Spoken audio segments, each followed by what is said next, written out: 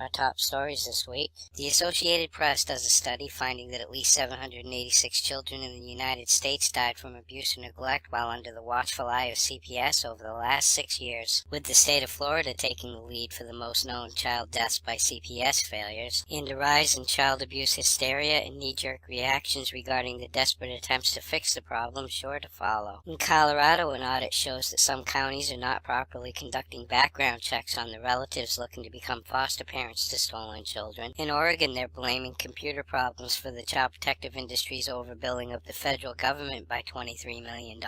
In Vermont, the child protective industry accidentally releases the personal information of 66 Newport area foster parents in an email attachment. And the United States may soon find itself the only country not to ratify the UN Convention on the Rights of the Child. In Nevada, a blue ribbon panel is looking into what changes need to be made in order to fix Clark County's child welfare system. In Texas, the nation's largest family detention center for immigrants opens, with the company contracted to operate it having a history of inmate abuse. In Ontario, Canada, the child protective industry is still able to keep their big secret about what they do with their stolen kids. And Ontario's child welfare system is again being accused of snatching Aboriginal kids from their families and throwing them into boarding schools. The Russian Children's Ombudsman is upset after a Russian teenager was snatched by CPS agents in Finland and forced to take psychoactive drugs. And a child abuse expert from Finland claims that snatching children from families is a very profitable business. In Michigan, 4 teenagers are charged with an assault on a staffer at a group home. In Tennessee, a real mother was arrested after firing several shots into a CPS building. In Oregon, a 15-year-old boy admits to killing his foster father and another man while on a hunting trip a while back. And in Pennsylvania, charges are dismissed against a father in a child endangerment case. In California, a couple of parents are upset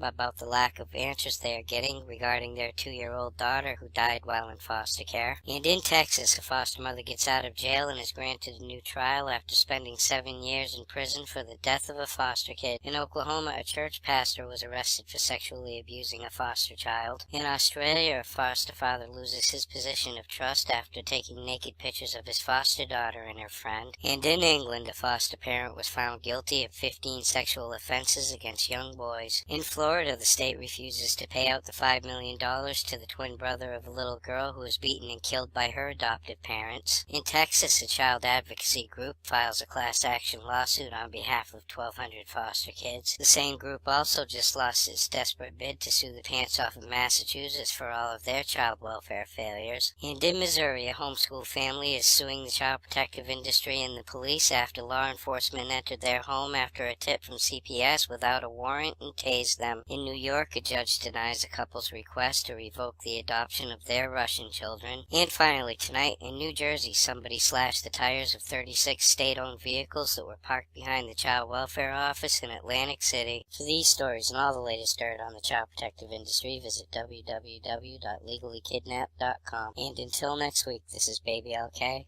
over and out.